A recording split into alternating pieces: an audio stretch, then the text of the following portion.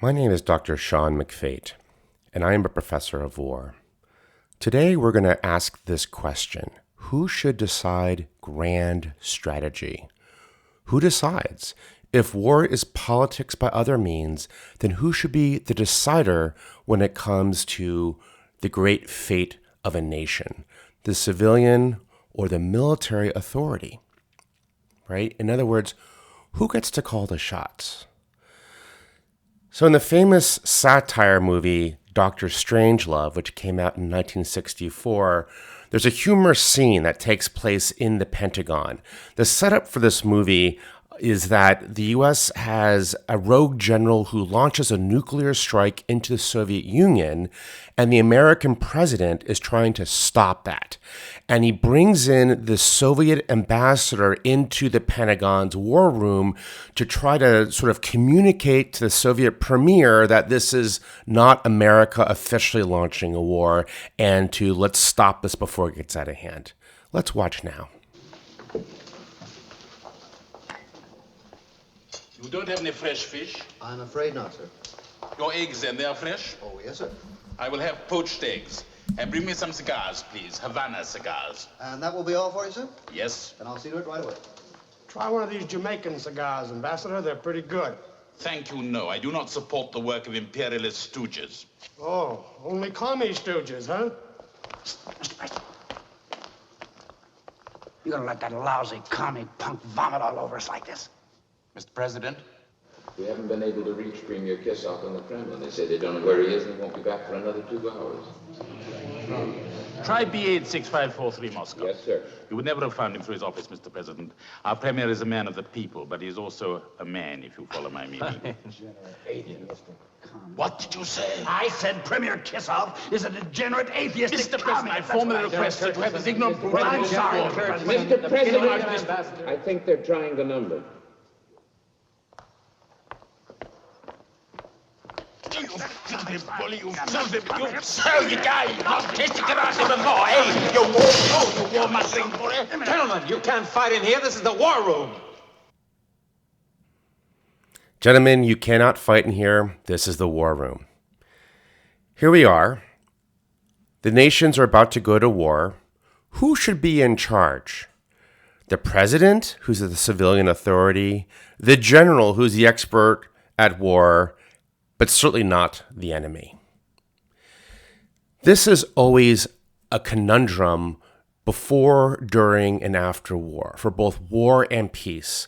And different nations have different solutions. Different theorists that we'll look at in this course have different solutions. It's a first principles question. In the United States of America, and in many democracies, we have something that we pride ourselves on called the civilian-military relationship, often called CivMil for short.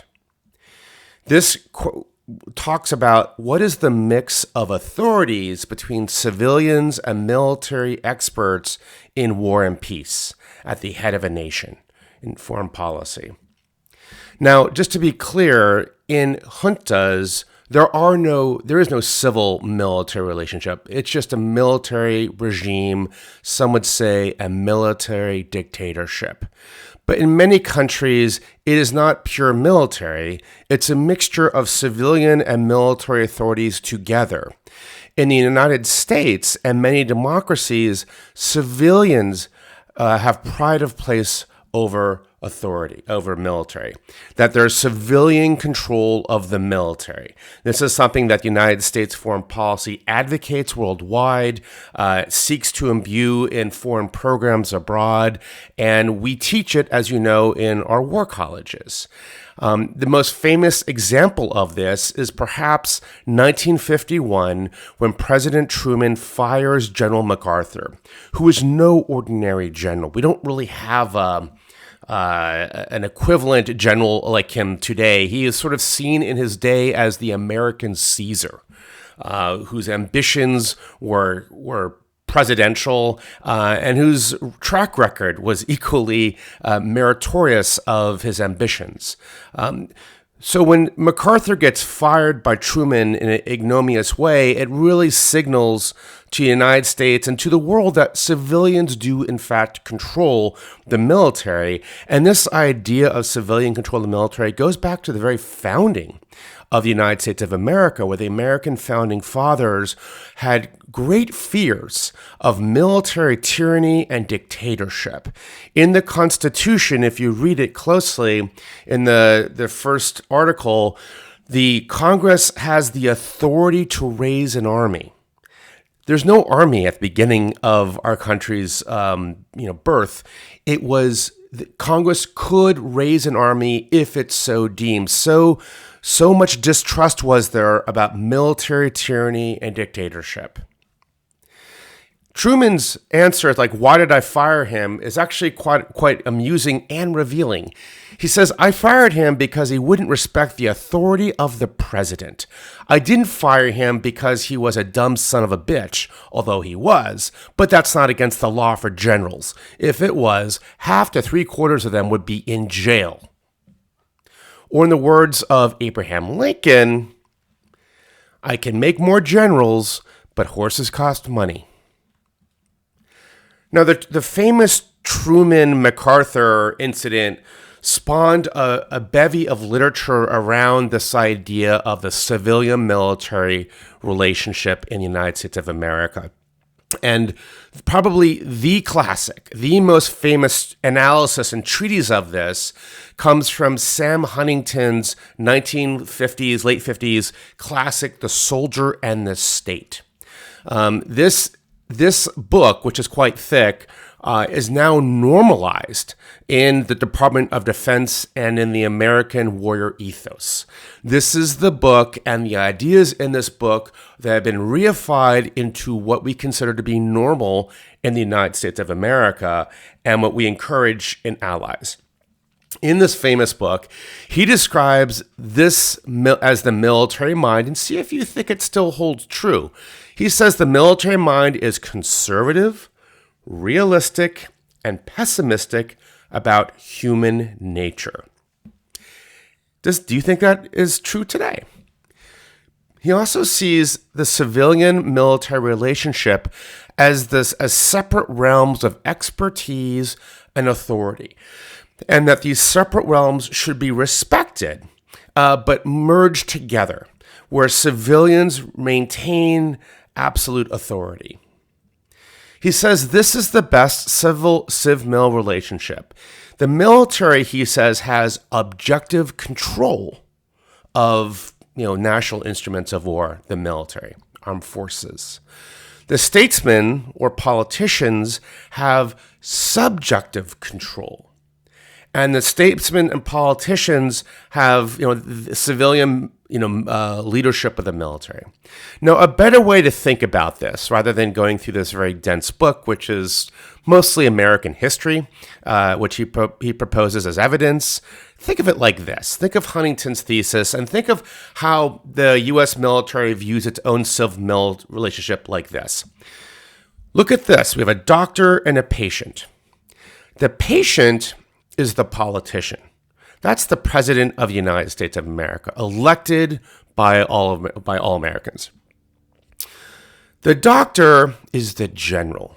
He or she is the expert of diagnosing the problem, suggesting courses of actions for the remedy or the solution.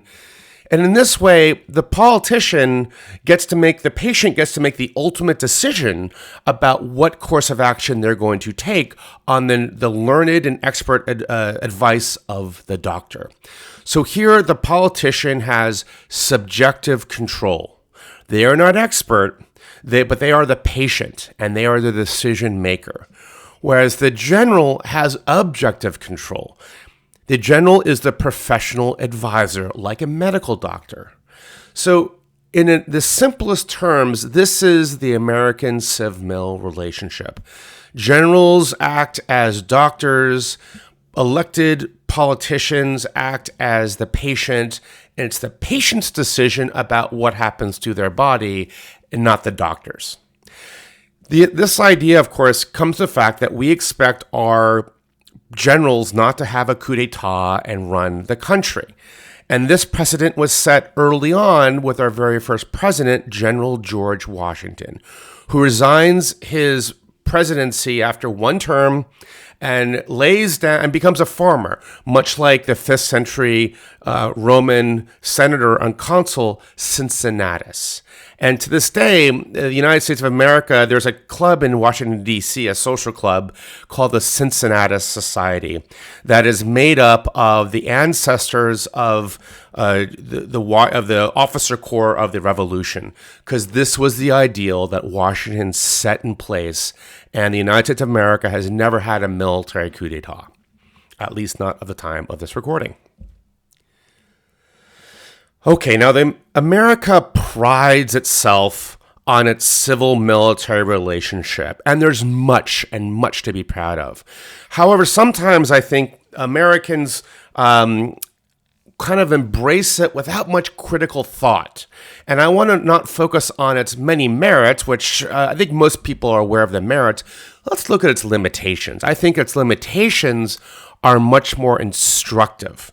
And I think when we forget that it has limitations, it can become a strategic failure, a strategic surprise. So let's ask some uncomfortable questions about the American civ-mil relationship. First, why do we categorically assume that civilians are better at strategy and war decisions than military leaders, right? Why, especially during times of war, why should the military leadership and expertise be subordinate to civilian leaders who may be, complete amateurs at strategic thinking about international relations and war?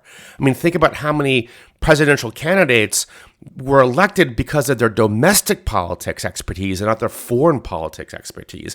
And does that lead into problems for the country in terms of international affairs? Could some of those problems be avoided if military expertise and diplomatic expertise and other parts of the interagency had more of a say than just the Oval Office? Why do we privilege civilians' opinions, right? This is another restatement of the question. Look, what do politicians know about strategy and war?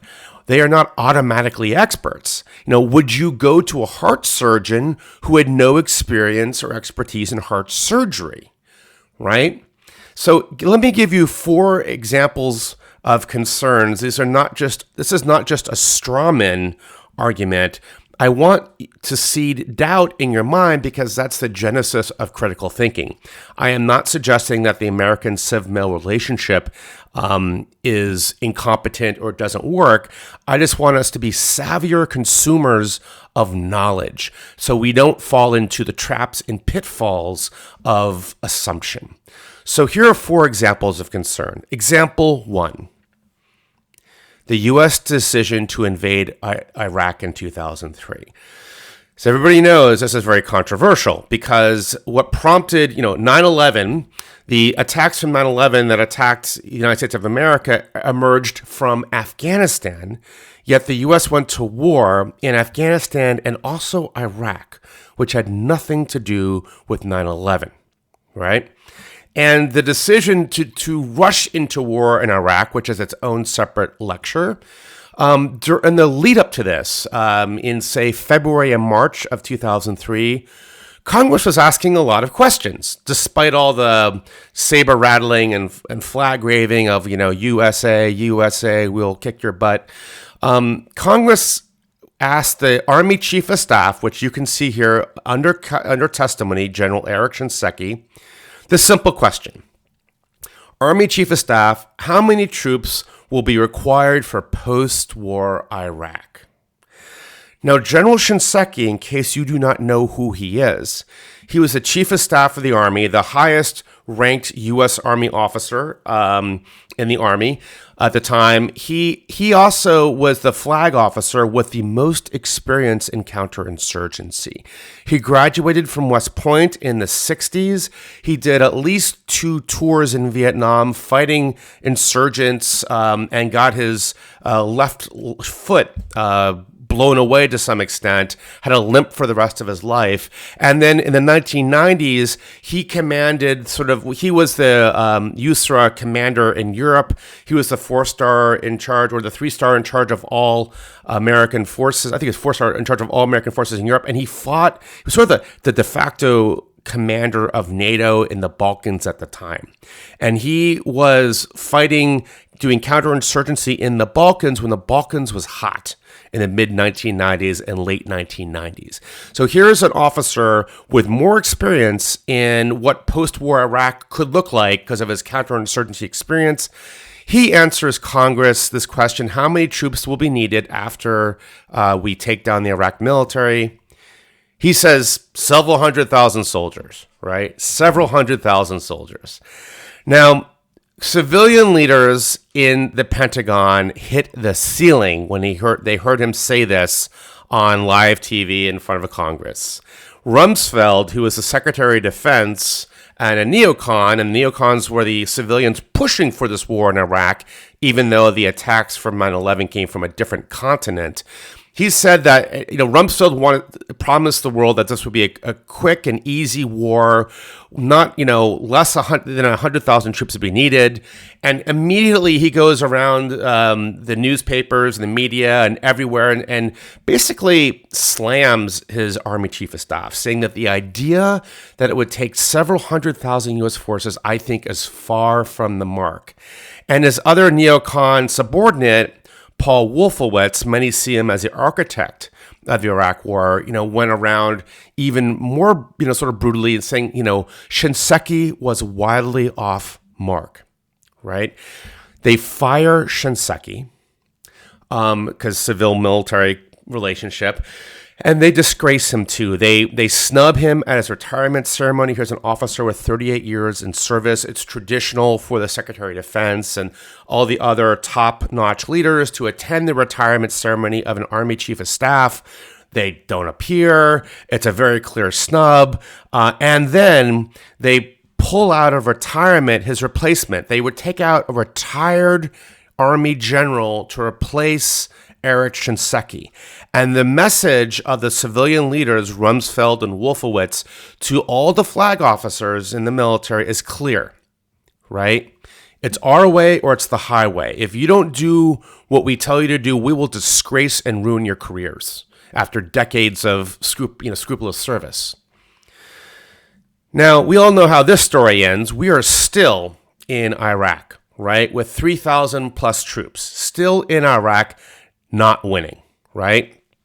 We are still in Iraq. Rumsfeld, of course, is long since retired.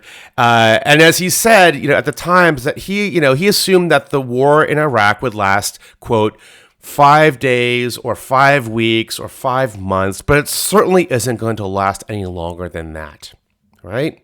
He gets to retire. Everybody else, not so much.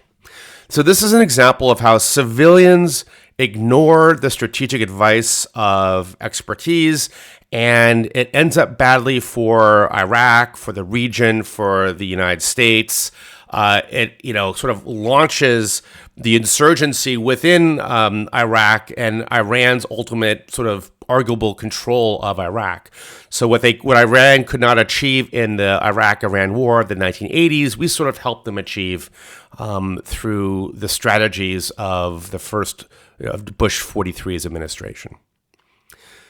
All right, example number 2 is an extraordinary congressional oversight hearing. So it's not just that the executive branch practices civilian oversight to the military through civilian leadership of the armed forces, but also Congress has a role too by pulling in general officers and basically grilling them in front of the Armed Services Committee. This is another way that the U.S. government practices civilian control over the military. We're going to watch an exceptional congressional hearing. Now, I'm not going to.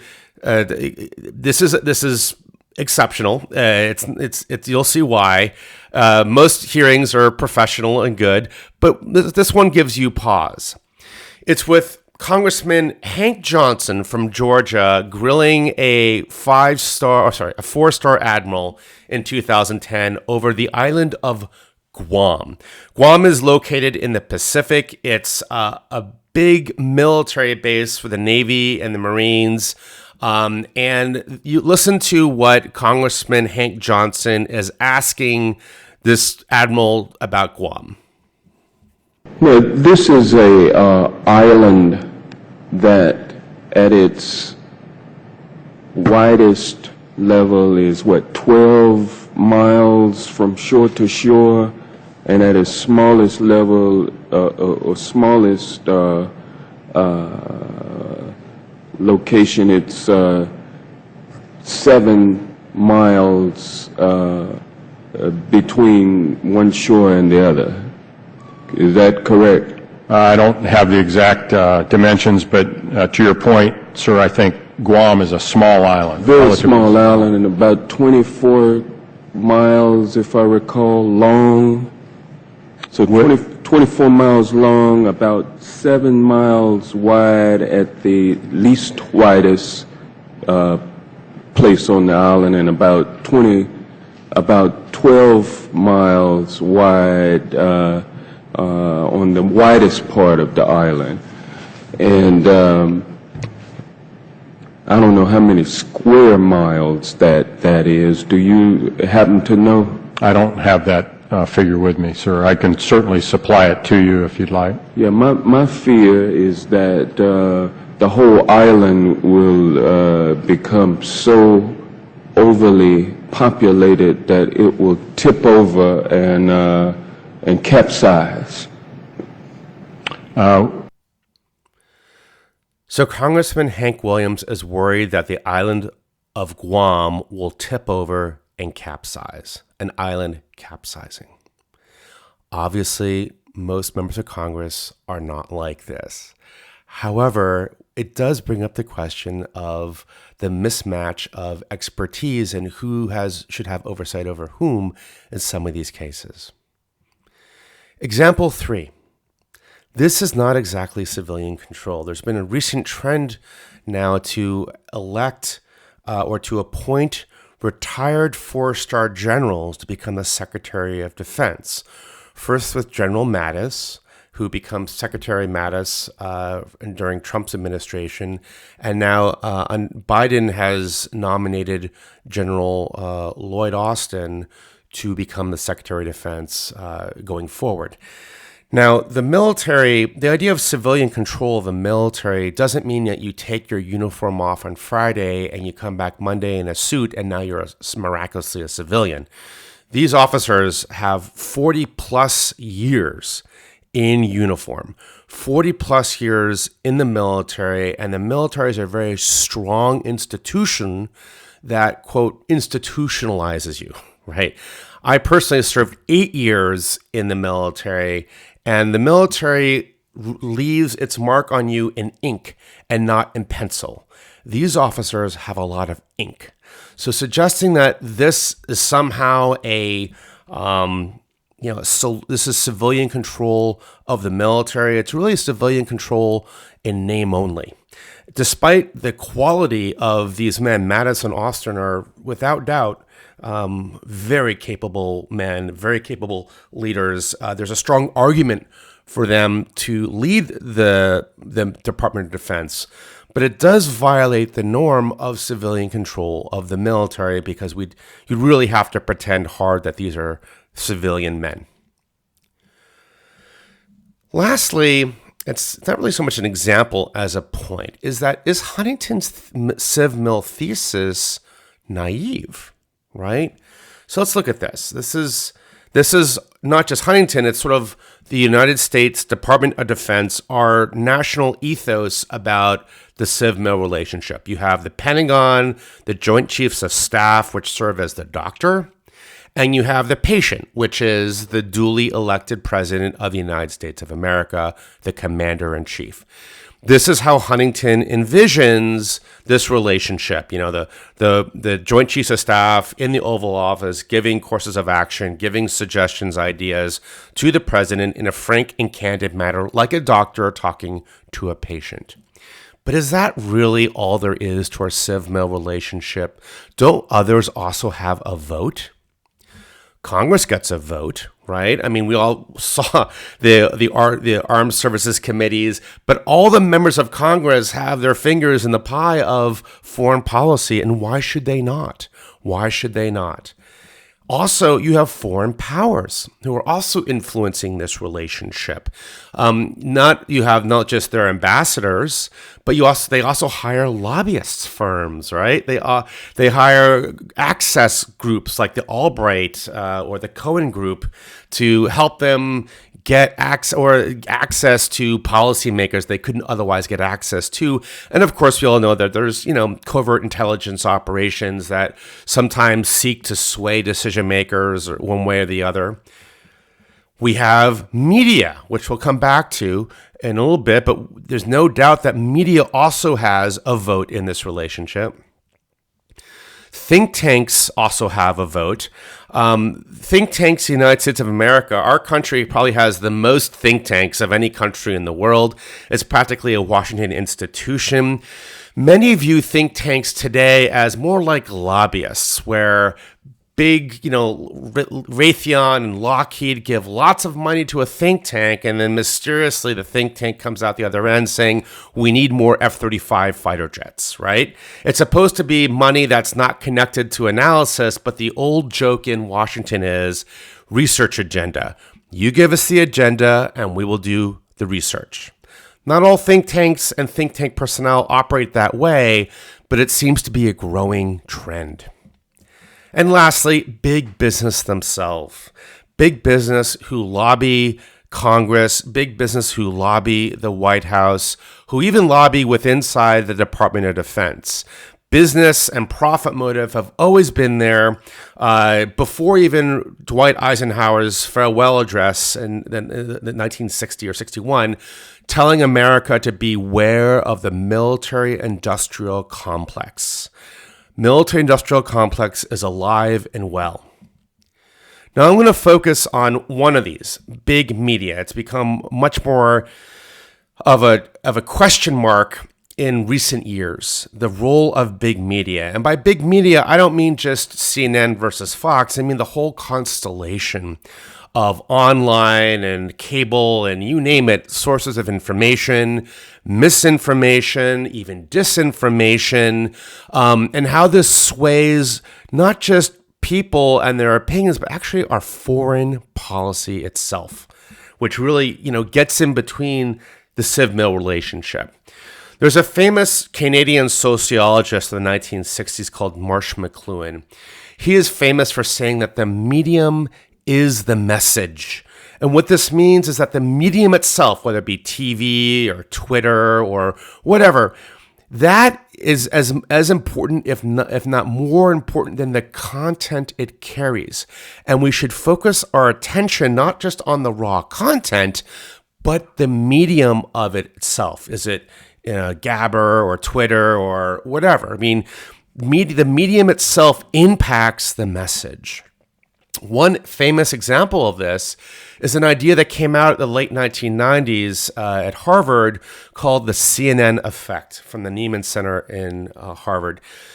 And it's this, basically that voters see bad things in the news. They see it on Fox or CNN. They see terrorism, they see genocide, they see natural disasters, and it's shocking to them. And so they then call up their congressmen and say, do something about it. And politicians who depend on electoral politics, who need votes, feel compelled to act on something, even though it may be against U.S. national interests. So a president may not want to get involved in, say, the Middle East. So when Barack Obama came into the White House, he wanted to focus less on the Middle East and more in Asia. And then ISIS happened in 2014. And the media, as you can see on the bottom of this screen, splashed all these horrid videos and facts about ISIS's rampage across the Levant. And President Obama felt that for electoral politics, he had to address it, even though he clearly did not want to. And this led to things like red lines in Syria and all sorts of other problems.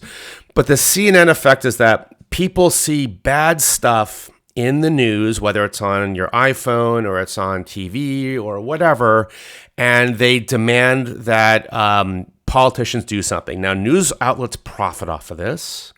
Enemies exploit it, and we've seen a lot of this from terrorist organizations who use the political theater of the media.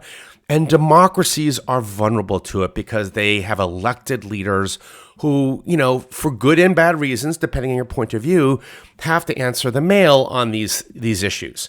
Autocracies are more resistant to this. I mean, Putin doesn't really have to, he's not really accountable to the Russian people the same way the president of the United States is, the prime minister is. Autocrats are generally inured from the CNN effect. The question, though, is this really new? Is this something that comes out of the TV age, the media age, the 1990s and today? And the answer is, of course not. There are very few new things in human history and human condition. So let's go back 100 and some years ago, 120 years ago, to the USS Maine in Havana. The USS Maine was a U.S. battleship or warship that went to Havana Harbor in Cuba during a Cuban revolt, and basically to keep tabs on what was going on the situation on the ground, right? And one evening, it exploded and sank quickly, taking down half to 3/4 of the crew with her, right? America was outraged, and whipped up to a froth by yellow press, who are blaming, the Spanish, the evil Spanish, who were the sort of the colonial overlords of Cuba at the time, for torpedoing in secret the USS Maine. And this, we must act, we must go to war. And this helps launch the Spanish-American War in the 1890s, right? This helps launch it through newspapers and all, the CNN effect.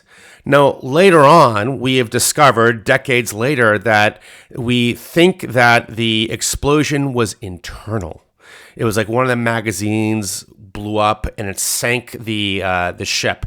The explosion came from inside the hull, and the sort of the hull bends out from the inside explosion, rather than if it was an actual mine. The hull would be bending into the hull itself. So it was actually an internal explosion, but it was blamed on the Spanish through an aggressive yellow tabloid press, and off to war the United States marches. So the CNN effect is not new, but it's very much with us. And this tinkers with the Civ-Mill relationship. And Huntington really doesn't give much analysis of media, because when he wrote this in the 1950s, it was not exactly the media age that we live in today. But this idea of the CNN effect is certainly not a new idea either. All right, so next we're gonna talk about how do you go from grand strategy to policy. All right, we've talked about who should decide grand strategy. We've talked about the benefits and the limitations of Civ-Mill relationship, at least in the American context. Let's look at how do you go from a grand strategy to an actual policy. This is in theory. This is academic scholarship. Now, first, what's the difference between strategy and policy? Well, a strategy is a plan to achieve an objective. It's an action plan. Strategy is an action plan. Policy are action principles. There are a set of common rules and regulations and norms that guide day-to-day decisions. For example, we don't use nuclear weapons. It's a nuclear taboo. So policy sets up the conditions to help craft decisions across a large bureaucracy. So strategy is an action plan. Policy is an action principle or principles. Now, in practice, the line between the two is very blurry, especially in the realm of grand strategy. I mean, is grand strategy a strategy? Is it really just a grand policy? The answer is it's kind of both. It's kind of both. Now, I don't want to dwell too much on this topic upon which dissertations have been written. We'll just move forward. So In theory, this is the way it's supposed to work. A country has a grand strategy. It could be something like NSC 68 or, nominally the, national security strategy. And it distributes that grand strategy to all its departments and agencies in the interagency. And they take from it they reinterpret that grand strategy for like, what's our role to facilitate this grand strategy, right? What is our share of the pie? So this Department of State will look at that, and they'll look at the mostly diplomatic aspects of the national security strategy, and they'll craft their own policies around that. Since we are a war college, we're going to focus on the Defense Department, right? So the Defense Department takes this grand strategy, and from it whittles out what their duties are to execute this grand strategy. And from this, it creates sort of like a defense strategy, lowercase s, like a national defense strategy, a national military strategy, that then go down to the operational art level of war. So it goes down to the unified commands. And from the unified commands, they break it down further with other instruments in the Department of Defense, and ultimately to the tactical level of war, to the operational tactical level of war.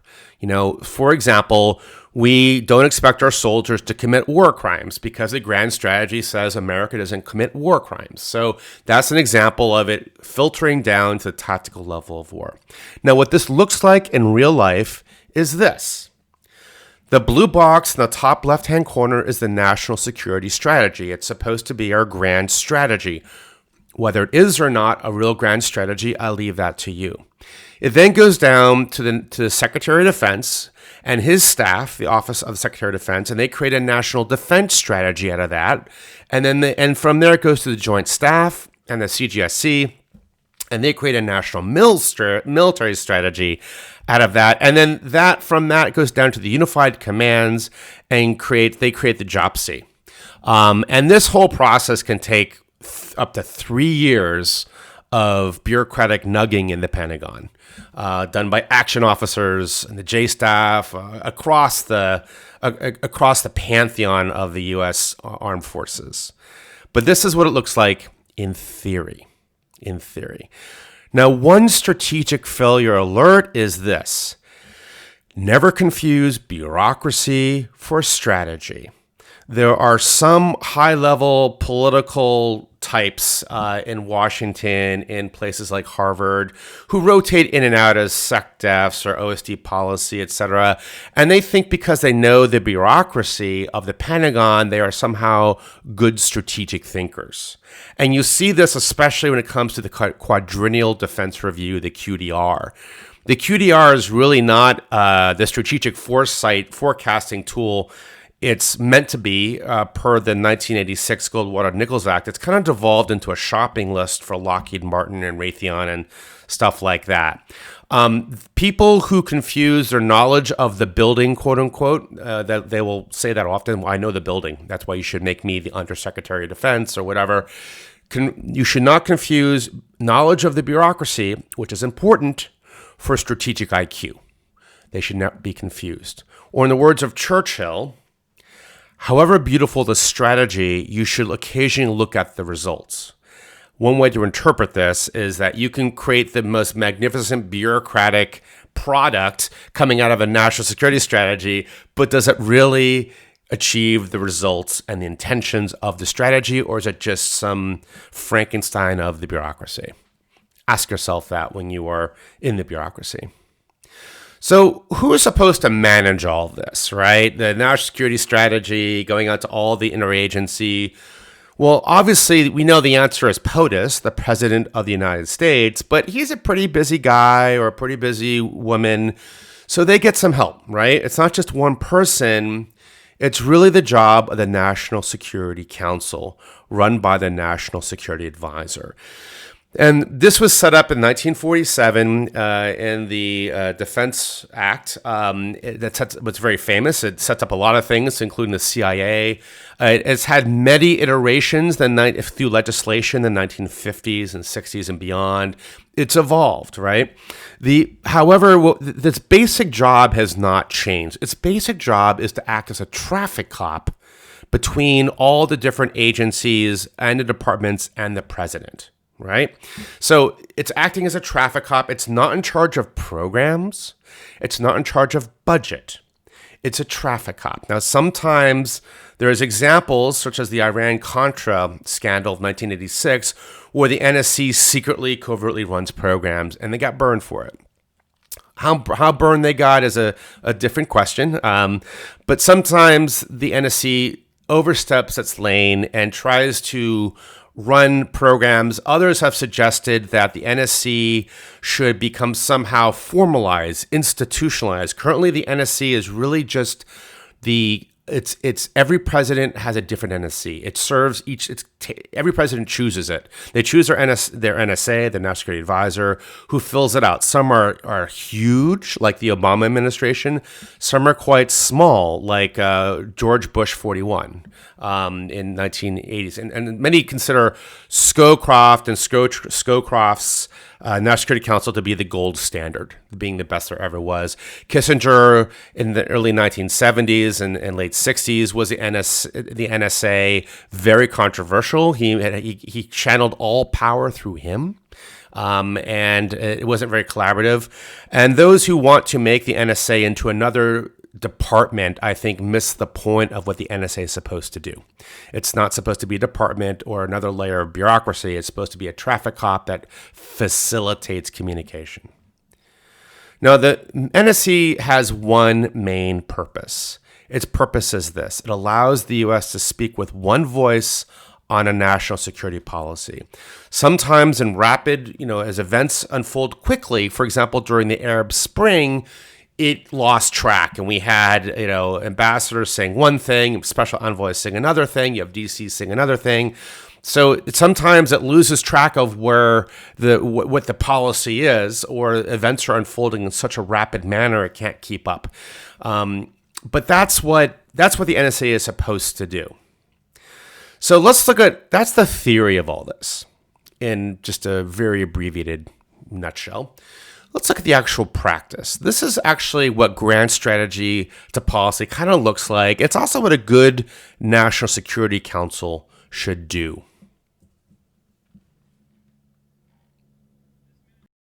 This man right here is my great-grandfather. He's the first cat herder in our family. Herding cats. Don't let anybody tell you it's easy. Anybody can herd cattle. Holding together 10,000 half-wild short hairs, well, that's another thing altogether. Being a cat herder is probably about the toughest thing I think I've ever done. I got this one this morning, right here, and if you look at his face, it's just ripped to shreds, You see the movies, you hear the stories, I'm living a dream. Not everyone can do what we do. I wouldn't do nothing else. It ain't an easy job, but when you bring a herd into town and you ain't lost a one of them, ain't a feeling like it in the world. The National Security Council. All right, so how do we go from policy and strategy to action, to effects on the ground? This is what they say, the rubber meets the road, tensions in the details, all that. And all of you out there have been, many of you have been military commanders, in charge of divisions, have had substantial management, so you understand this natively. So how do we go from this? Napoleon saying, take the hill, to this. The troops took the wrong hill, WTF, right? What happens between, orders and vision being articulated and executing on the ground, and something very different takes place? There's like this black box, and in it, stuff happens, right? This is the question of the ages, is how do leaders, they articulate a vision, orders, and it doesn't come out the way you thought it would, even though you thought you were very clear. Kennedy, when he was looking back on the Cuban Missile Crisis, said this. He says that the essence of ultimate decision, it remains actually impenetrable to the decision maker, him or herself. That, we all are sort of in this dark, I'm paraphrasing, but we are in a dark cave, ultimately, all of us at all of our levels. And it's a mysterious process how any of it unfolds according to any plan at all. So this is Kennedy talking about the essence of ultimate decision, and this title, it was borrowed for a title of a now very famous book called The Essence of Decision, which you have read. This was Graham Allison, who's a Harvard professor, was originally his dissertation, was rewritten years later with his colleague Phil Zelikow, who's at University of Virginia. And in this book, he famously, the book itself is kind of derivative. There's no real new ideas. He just compiles it all he's more of a synthetic thinker than an original thinker. He looks at the Cuban Missile Crisis, our good old friend, the Cuban Missile Crisis. And in this, he tries to explain the outcome of how policy and strategy turn out into actions on the ground and sometimes the delta in between. And so he's trying to figure out what is going on in that black box. And he comes up with 3 models. These are 3 answers to his thesis. 3 different answers. They have completely different approaches, but they all explain the outcome of the Cuban Missile Crisis, right? The first model he calls the rational actor model. The second is organizational process model. And the third is the governmental politics model. I will talk about all 3. Think of these as opening up the black box and looking in, but there's 3 different black boxes you can choose. They all work, but you may like one model over the other, all right? So let's talk about his first model, the rational actor model. This model this was the prevailing model of the day. In the 1950s and 1960s, it was like economists were in charge of executive decision-making theory and foreign policy. So the rational actor model is that the government does the best it can with the information it has, and it makes logical evaluations of all options, and it chooses the one with the highest payoff or utility, meaning that it chooses the optimal model. Doesn't it have perfect information? It best guesses it.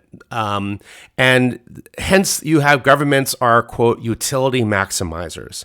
These are economic ideas, right? These are economists looking at the chessboard here. This was the prevailing thinking of the 50s and 60s, that we must be logical, thinkers, logical departments, work together. And we saw a slew of this coming out in the 50s and 60s called game theory. The real seminal book was The Complete Strategist by J.D. Williams. Game theory was in the late 40s seen as this esoteric political science, econ, weird subfield that only experts knew about. By the end of the 50s, through Rand Corporation and others like Schelling, it became more mainstream. And others like Thomas Friedman, who's the guy next to Spock, he was this very influential intellect and professor of economics at the University of Chicago, but he had like celebrity fame, like Oprah Winfrey fame, and he was a big advocate of rational actor model. We studied some of his writings in our Power, Ideology, and Legitimacy course, but basically the rational actor model is the Spock model. It's the Vulcan model, Dr. Spock, that we all want to be as logical as possible. Now this kind of fell out of favor. Now we don't think of ourselves that way.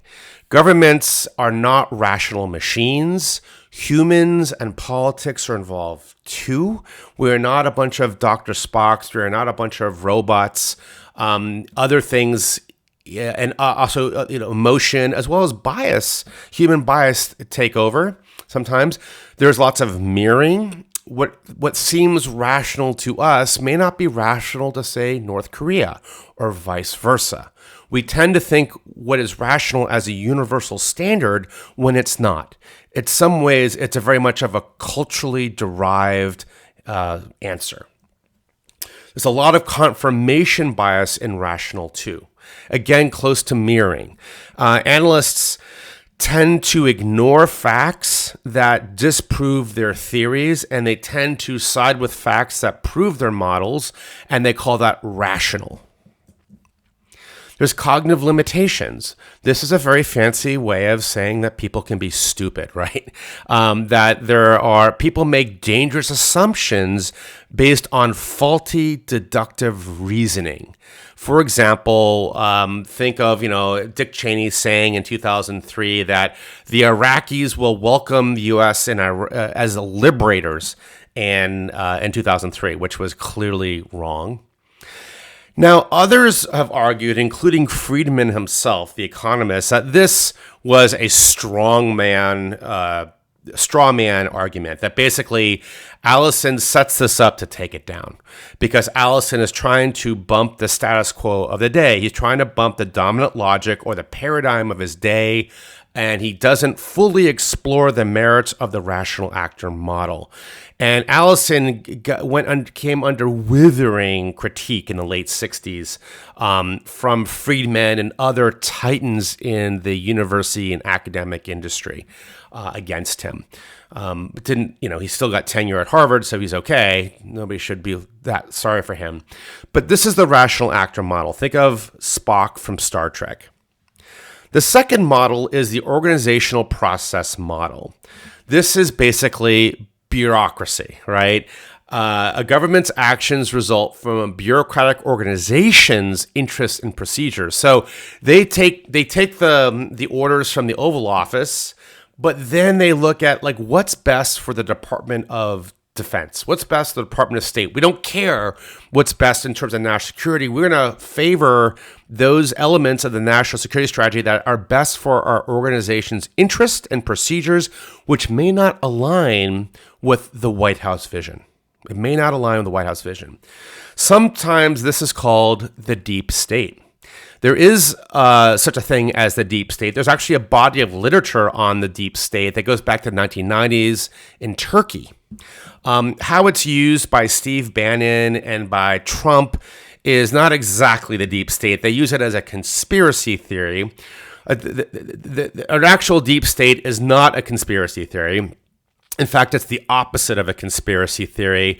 But that's another lecture for another time. But the point here is that there is some aspects of deep state in this model, the organizational process model. Or in the words of Blowtorch Bob, bureaucracy does its thing. Now, Blowtorch Bob, named because of his winning personality, joined the CIA in its infancy in 1947. He served the National Security Council. He did lots of crazy things with the CIA when the CIA was kind of off the rails in places like Iran and Central America. He then goes to Vietnam and he runs the CORDS program, which is the U.S. counterinsurgency program in Vietnam, and also the hunter-killer Operation Phoenix as a part of it. He had his hands very dirty, but he get very frustrated at the bureaucracy basically countermanding what he needed to get done on the ground, the bureaucracy at headquarters. So bureaucracy does its thing as a restatement of this model. Now, to understand how this model works, we have to take a detour into something that social scientists get very excited about, and it's called structure versus agency. Now we're social science speak. Now, structure is, think of this, in the realm of human affairs, structures like the laws, policies, regulations, procedures, norms. It's the system. Structure is the system. So we have a system in our government mandated by the Constitution, the laws of our lands, judicial findings, you name it. That's all structure. And that constrains decision makers, right? And that explains certain outcomes. Agency That's just a social science term for humans, for people. Now, social scientists are really strange people, agents. They can't call people or leaders. They call them agents. And agency means this is the role of leadership inside of an organization. The important thing about this is the last two models of Allison, one favors structure and the other favors agency. So the second model, the organizational process model, it is a structure-heavy understanding about what happened in the Cuban Missile Crisis, all right? So in other words, a government's actions result from the structure of bureaucracies. And bureaucrats do their own thing. But but it treats bureaucrats like empty suits. Civil servants are mindlessly doing things that advance their institution. They're like robots of the bureaucracy. There are cogs in the wheels. These are not leaders in any sort of way that you'd imagine them. These are just empty suits. These are like the Borg in Star Trek.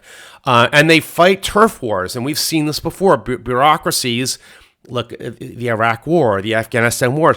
Bureaucracies will take on each other, even if it's to the detriment of the overall war effort in a place like Iraq or Afghanistan. There's also this term, another fancy social science term, not good for Scrabble, is satisficing. Satisficing is a term that was introduced by Herbert Simon in 1956. It means that basically bureaucrats are lazy creatures and they choose the path of least obstacles. So when they're looking for a solution, rather than choosing the best solution, the hard right, they choose the easy wrong. They'll choose a course of action that can easily satisfy the problem and does the bare minimum necessary. So it's called satisficing.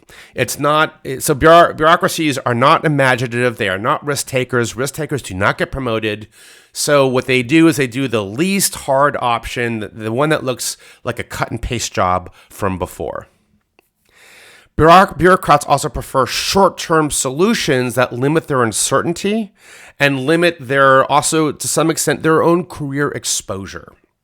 So if you make a bad decision and it haunts you for 30 years, that's going to be a bad career track for a bureaucrat. And that bureaucrats follow a set of repertoires. This is social science talk for, think of SOPs or best practices. They don't think outside the box. They're punished for thinking outside the box. They're rewarded for thinking inside the box. So it treats bureaucracies like living organisms that are full of mindless civil servants who dutifully do their job in a professional manner, but the bureaucracies themselves take over the policies, the grand strategy, and do its best for the bureaucracy. They do what's best for the department and not what's best for, the overall country. So this is a structure over agency model of how things get done, how things get distorted in the policy to action sequence.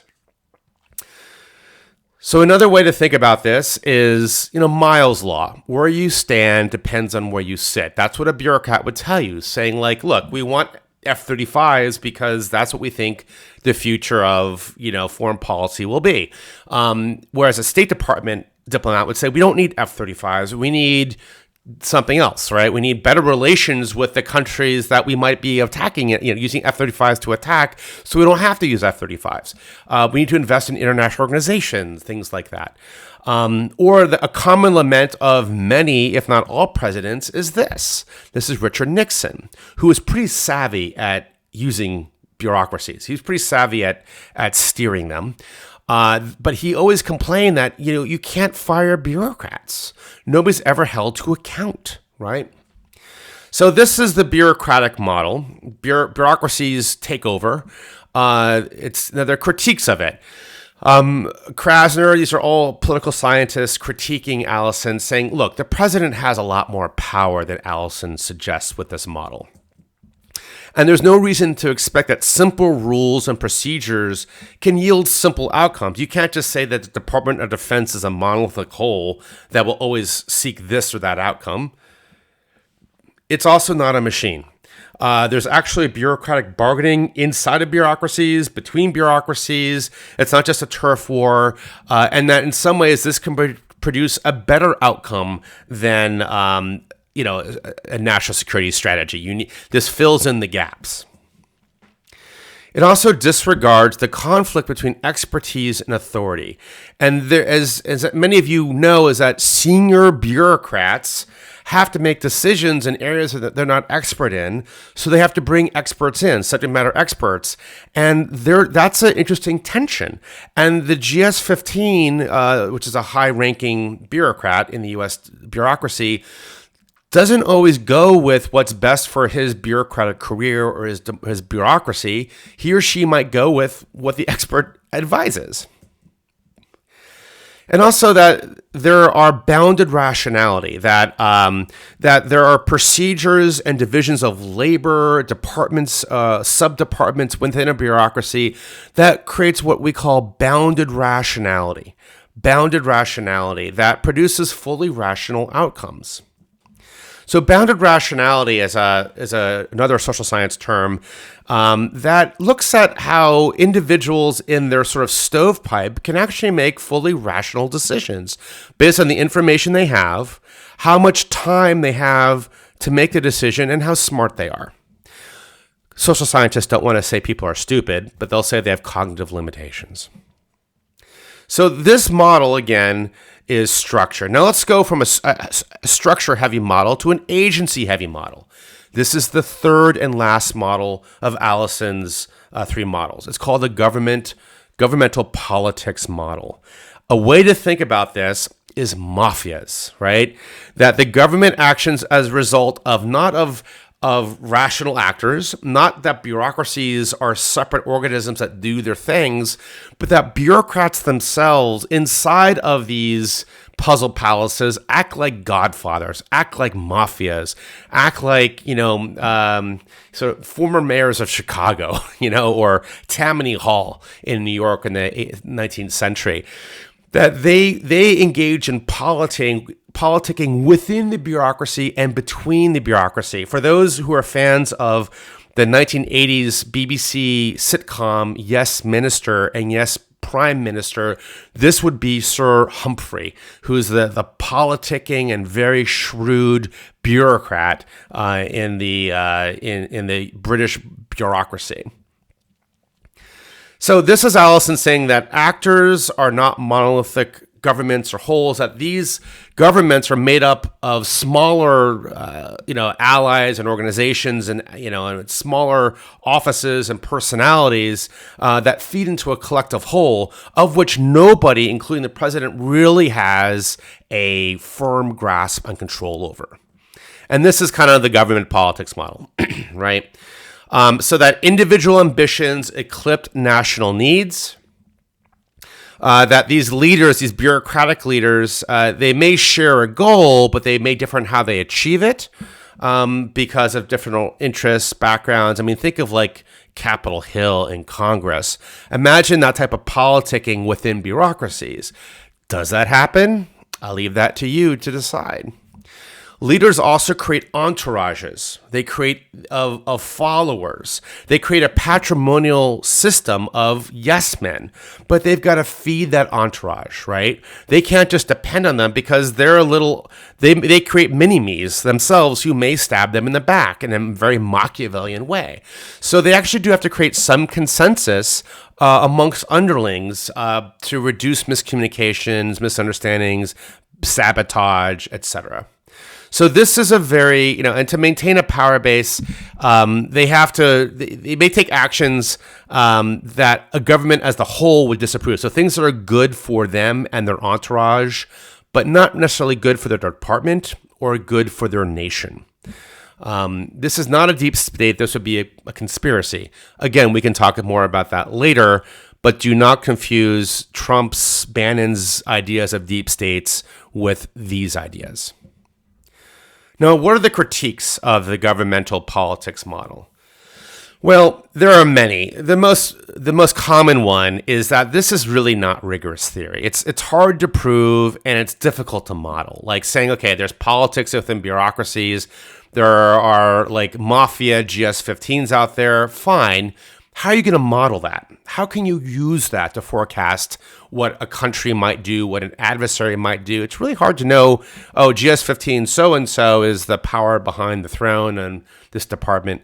Also, this is too complex to be useful for anything but history. This is really the realm of historians. And that also hierarchies of authority do exist within democracies to limit and to stymie godfathers.